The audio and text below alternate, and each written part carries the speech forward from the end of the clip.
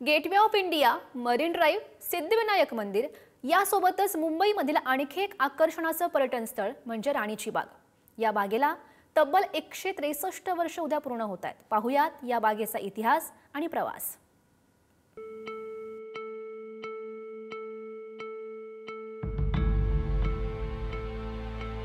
ही घनदाट हिरवळ, दूरवर पसरलेली हिरवीगार झाडं, ही गर्द वनराई आपल्या मुंबईत आहे असं सांगितलं तर तुमचा विश्वास बसेल?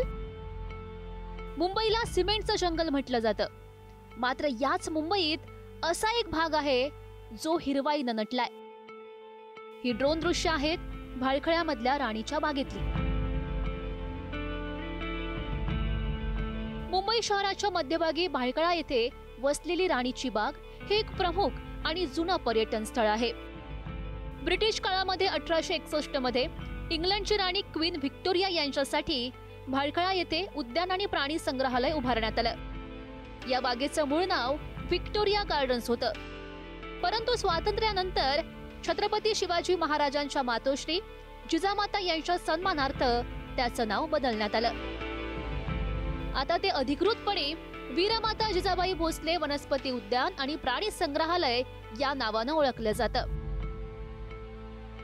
मुंबईतील राणीच्या बागेला 163 वर्ष पूर्ण होत आहेत, मात्र वेगानं विकसित होणाऱ्या शहराच्या मध्यभागी ही बाग मात्र अजूनही हिरवीगार बहरते।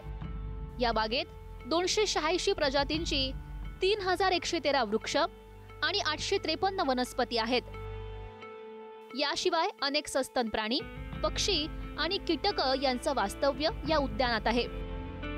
राणीबाग हे पर्यटकांचं तसंच विशेष करून बच्चे कंपनीचं आवडतं ठिकाण आहे। गेल्या काही दशकांपासून ही बाग आपल्या जुन्या झाडांच्या आणि प्राण्यांच्या कुंपणाभोवती वाढली आहे। या प्राणी संग्रहालयात अंदाजे 330 प्राणी आहेत, तर सुमारे प्राण्यांच्या 34 प्रजाती आहेत, ज्यामुळे पर्यटकांची संख्या ही दिवसेंदिवस वाढते। तर याच प्राणी संग्रहालयात कोणकोणते प्रमुख प्राणी आहेत बघूयात। हत्ती, मगर, पेंग्विन, बिबट्या, पाणगेंडा।